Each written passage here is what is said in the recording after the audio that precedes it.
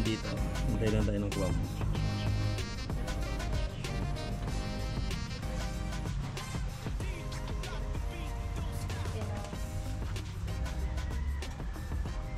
So ito mga ka-GM, oil, ATF cooler ng transmission.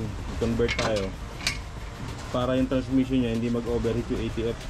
Makasabay din niya, magpapalitin tayo ng ATF. Inantay lang natin yung pinakuha natin ATF. Tapos naglinisan rin tayo ng EGR, intake EGR. May assembly natin yun. So habang nakabukas na siya, tinanggal kasi namin yung bumper. Samantalahin naglinisin na rin yung mga maaabot na pwedeng hugasan. Muti-muti naman yung loob. So malaking tulong to sa malaking tulong to sa ATF ng mga transmission dahil lang Montero na ganitong model walang ATF cooler. So ang nangyayari dyan, galing sa transmission dadaan muna rito, tapos yung out ng hose papasok naman dito sa loob ng, hindi pa rin natin kukondemin yung linya ng original sa loob ng radiator kasi pag automatic meron niyang cooler sa loob ng radiator, pero syempre mainit din yung loob ng radiator, so hindi rin siya ganun kaganda lumamig, diba? Kaya nag-a-adapt tayo ng ganito, ATF cooler. Pang lang to pang mga motor, pwede mong bilhin niya sa Shopee, Lazada, doon lang namin in-order yan. Kailangan lang sakto sukat niya, kamukha niya, sinukatan ko talaga yan para yung kalalabasan niya maayos. Hindi siya pilit tignan, diba? Para siyang original lang, diba? Ito intercooler. So ang gap niyan, kakapranggot lang. Pinang-pina yan, binrakita namin na maganda. Ito isang niya, busina, medyo pinipina lang para hindi umuntog. Okay, bilis na tayo.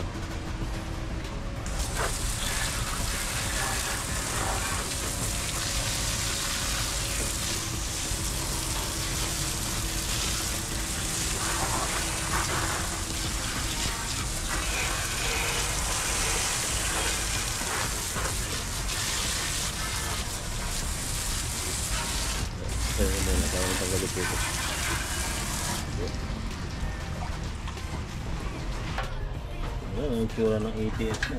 Nakakado mo na.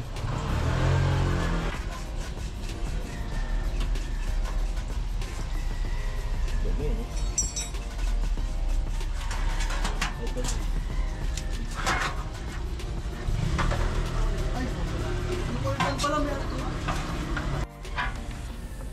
Ayan na, mga ka-GM, malinis na yung oil pan nya. Babalik na natin to, tapos natin hugasan. Ayan na itsura nya pag naka-mount siya sa harap. Intercooler, ATF cooler to. Malinis na rin natin intake na ito. Throttle body malinis na. Makina medyo napuyaw natin ang linis. Tapos ito yung ATF SP3. Kaso kulang pa to may ginawa pa. Susalin na natin mamaya. Pangalan na yan, panlima? Sige, gusto na yan.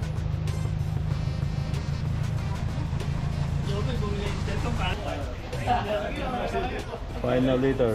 Panglima na yan, panlima. So yun yung apat.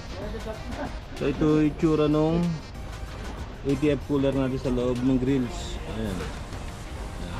Alam mo, original. Ayan.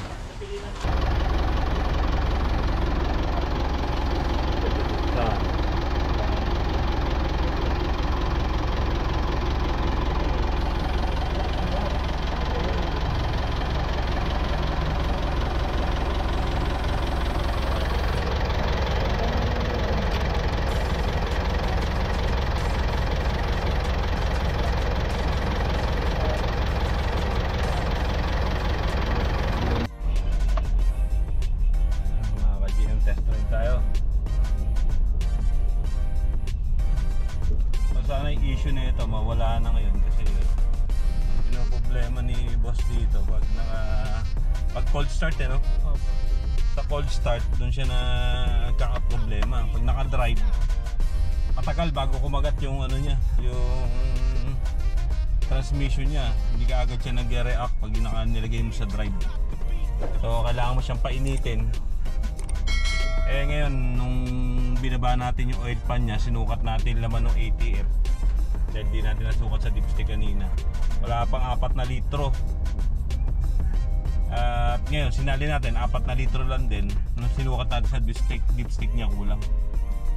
Obserbahan muna natin, i-drive test muna natin, painitin natin, saka natin sukatin yung ATF.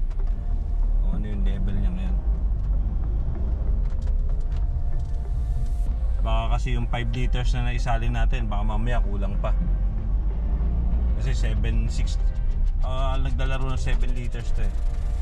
Pag pinaba mo yung oil pan. Pero pa rin talaga pag yung dinadialysis, kasi merong pagpa-flush ng ATF nito, dinadialysis nila. Sabihin yung machine pinapaikot yung lumang ATF mo, patatapunin yung ano. Medyo maraming ATF ang uubusin mo para paikutin yung ano, para pati yung luma doon sa mismong ano niya, sa may torque drive niya tumapon. Ito naman tinanggal naman natin yung oil pan, kaya kahit pa paano medyo malaki na rin na-release niya dumi. Saka doon sa oil pan, yung dumi doon sa oil pan niya kanina, madumi talaga.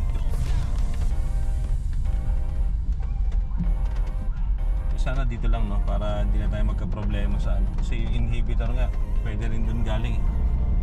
Pero obserba mo muna para hindi natin pabilin kaagad sa airpack. Talagang may problema, saka lang natin palitan. Sa scanner naman, wala naman lumalabas na fault yung transmission.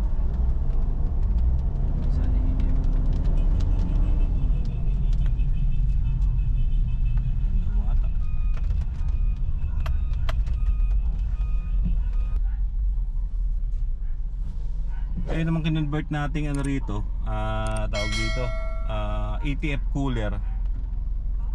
Yun naman ano lang, DIY lang, ibig sabihin dagdag din yun para yung transmission mo kahit papano yung init ng transmission ng ATF mo malesen bago bumalik do sa transmission. So, nakakatulong din siya para hindi mag-overheat yung ano mo, yung transmission mo. Pero hindi yun ang solusyon sa sa problema pag nagloloko talaga yung shifting saka yung ano. Dagdag lang yan para medyo mas maginhawa yung ATF mo sa transmission. Pero ang ganda ng mga tak ngayon.